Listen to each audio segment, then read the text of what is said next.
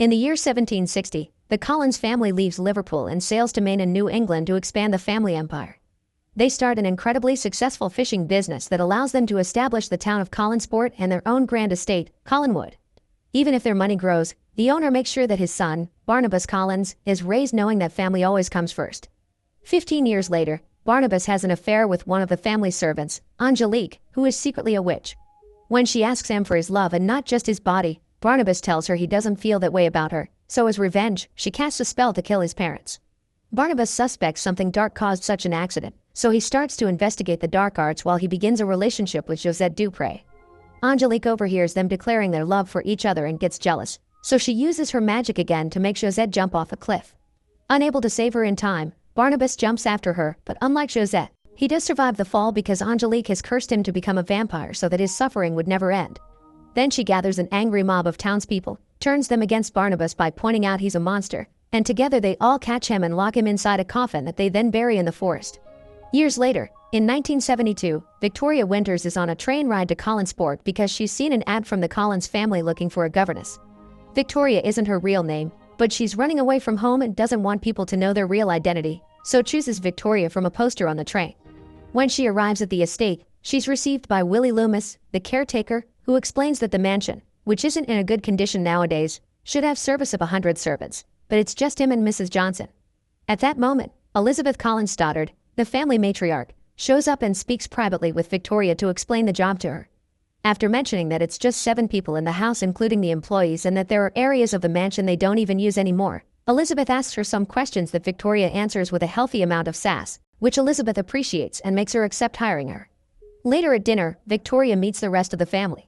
There is Elizabeth's brother Roger Collins, who is a loafer, Elizabeth's teen daughter Carolyn Stoddard, who is going through a rebellious phase, Roger's son David Collins, who isn't doing well since his mother died when he was 5 and thinks he can see her ghost, and Dr. Julia Hoffman, a psychiatrist hired to deal with David's issues but spends most of her time drunk. Victoria sympathizes with David and tells him she believes in ghosts too, which Elizabeth doesn't take well. Moments later, when Victoria is getting ready for bed, she sees Josette's ghost in the hallway. She tells her he's coming before going to the foyer and circling the chandelier a couple of times, and after repeating he's coming, she falls the same way she did that day on the cliff and disappears. Meanwhile, in the forest, a construction crew building a McDonald's is doing some digging and finds Barnabas' coffin. They open it to see what is inside, and now that he is free, Barnabas proceeds to feed on every single worker, apologizing for his decades-old hunger. Afterward, he makes his way to the mansion on foot, observing and getting confused by all the technology and modern clothing on the way while covered in blood. When he makes it to the estate, he finds Willie in the garden and hypnotizes him with his vampire powers to give him the information he needs. He also asks him to clean him up before taking him inside. While trying to introduce himself to the children, Elizabeth interrupts him and asks him to talk in private, expressing her suspicions of his identity and saying all the magical myths surrounding the family are just fairy tales. Barnabas proves he's telling the truth by opening a secret room not even Elizabeth knew about, and promises to bring back the family's glory with all hidden treasure from that room. Elizabeth agrees to accept him back in the family but under one condition: he mustn't tell anyone that he's a vampire. The next day during breakfast, she introduces him to the others as Barnabas III, a distant relative from England.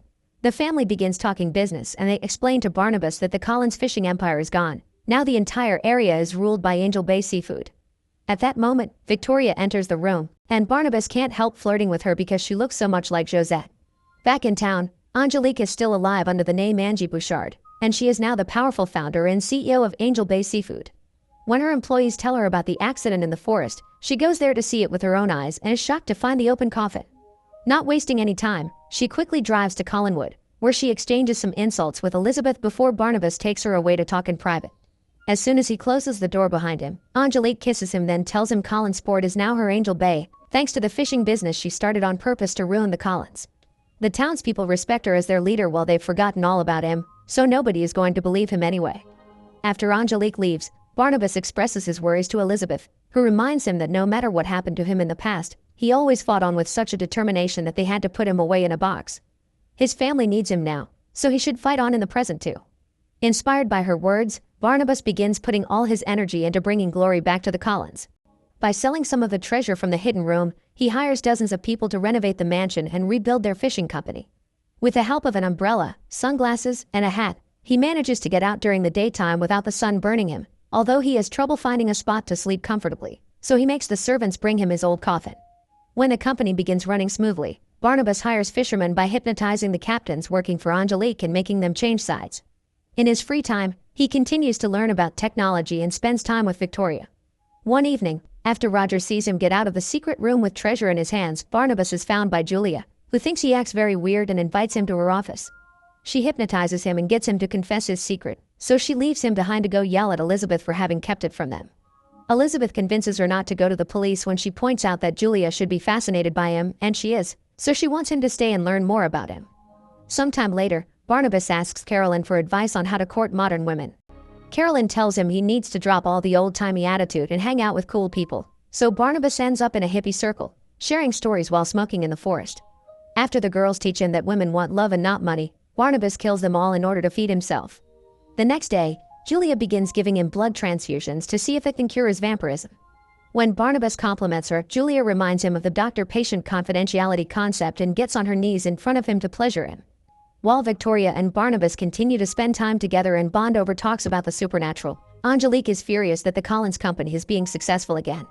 The board members don't understand what the big deal is because Angel Bay still reigns over 95% of the nets, but Angelique explains it's a matter of pride and carrying on what her grandmother started, a way to destroy the Collins family. She calls for Barnabas to have a meeting and offer him the opportunity to sell his company to hers, but he refuses. Angelique reminds him she only wants his love and threatens to kill Victoria if he doesn't give it to her.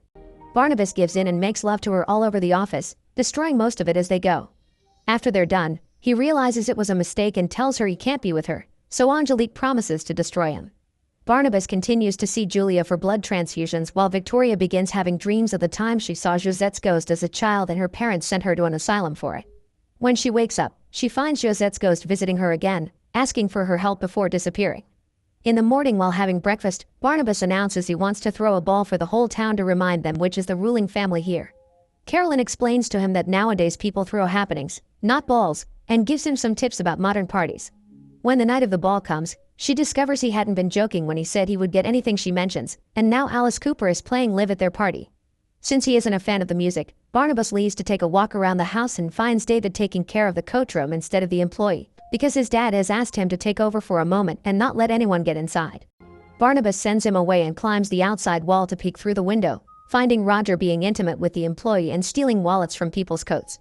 Afterward, he meets with Veronica on a balcony, where she tells him she knows about his feelings for her. She feels like she can tell him anything and that she's known him forever, and confesses she's always felt something pulling her to Collinswood. When he tries to kiss her, she unconsciously pulls back because this is the first time someone she loves her back, and begins telling him her story. Victoria spent many years in the asylum, with only doctors in Josette's ghost as company, and she's been put through dozens of painful treatments to fix her. But she never gave up her will, and one day she managed to escape through a window. While searching for somewhere to go, Josette pointed at the governess ad in the newspaper, and she knew what she had to do. She feels at home at Collinswood and she's developed feelings for Barnabas too, which she expresses by finally kissing him. This is seen by Angelique, who just arrived at the party, and now she's furious. The next day, Barnabas goes to see Julia to double the efforts on making him human so he can be with Victoria, only to find her transfusing his vampire blood into her body. She has never been interested in him becoming human, she only wants to make herself immortal. As punishment for breaking the family's trust, she bites her and kills her, not noticing her fangs growing. Then he asks Willie to take him on the boat to the middle of the sea to drop her body there with a brick. Next, he finds Roger trying to access the secret room with the treasure, so he decides to give him a choice. He can start becoming a better dad to David, or he can take some money Barnabas will give him and leave to never be seen again. Roger chooses the money and leaves the estate, destroying David's heart. When the kid runs back to his room, he almost gets hit by the disco ball while he is disconnecting from the ceiling, so Barnabas uses his super speed to save him and ends up under the sun, which begins lighting him on fire. Now the whole family knows his secret, and David and Victoria run away from him in disgust. Getting desperate, Barnabas goes to see Angelique, who refuses to remove the curse and gets him to admit he killed Julia. She then makes a proposal. They can rule the fishing empire together as partners and lovers, or she'll put him back in the box. Barnabas tells her to go to hell and tries to leave, but her employees are waiting on the other side of the door with a coffin that Angelique pushes him into. After closing it with chains, they put it in a van and drive to the cemetery, but only after Angelique uses a spell to make the Collins Company building explode. The coffin is abandoned in a mausoleum, only to be found by David some moments later, who learned about Barnabas being in danger because the ghost of his mother told him. Back in town, people are watching how the police and the firemen are taking care of the fire. Angelique shows up and plays a recording of Barnabas admitting he killed Julia, using it to rally the town against the Collins. The angry mob, together with the cops and Angelique, arrive at Collinswood right after Barnabas gets there too, and he's willing to confess if they don't do anything to his family but take Angelique with him as well. The sheriff tries to shoot Barnabas, but obviously it does nothing to him, so he proceeds to bite Angelique and make her skin crack in order to show she's a monster too. As the sheriff sends all the people away, Barnabas begins fighting against Angelique with the help of Elizabeth's shotgun and Carolyn, who reveals to be a werewolf. Sadly, they prove to be no match for a witch's powers, especially when Angelique enchants the house to attack its own family. As she tortures them, she confesses she was the one that killed Barnabas' parents, David's mother, and also sent a werewolf to bite Carolyn in her crib, because she's always been the curse behind the family misery. David shows up then and sends his mother's ghost against Angelique, throwing her across the room and making her crash against the chandelier, which drops to the floor and kills her. As the family flees the house, which is now on fire, Barnabas gives Angelique a last goodbye, and the witch dies after ripping her heart out of her chest and giving it to him, but it only becomes dust. Barnabas can't find Victoria anywhere, and David's mom tells them she's at the cliff. As the family watches the house crumble, Barnabas races to stop Victoria from jumping, but she doesn't listen to him. She's just a human that lives in the light while Barnabas will live in the shadows forever, so they can't be together. This depressing thought makes Victoria jump, and like it happened decades ago, Barnabas jumps after her, but this time, he bites her to transform her into a vampire before she hits the ground. Now she's an immortal creature like him, they can be together forever, and the couple shares a kiss. In the bottom of the ocean, Julian's body opens her eyes, revealing she's become a vampire too. Make sure to subscribe and turn on notifications so you can watch more videos like this. Thanks for watching.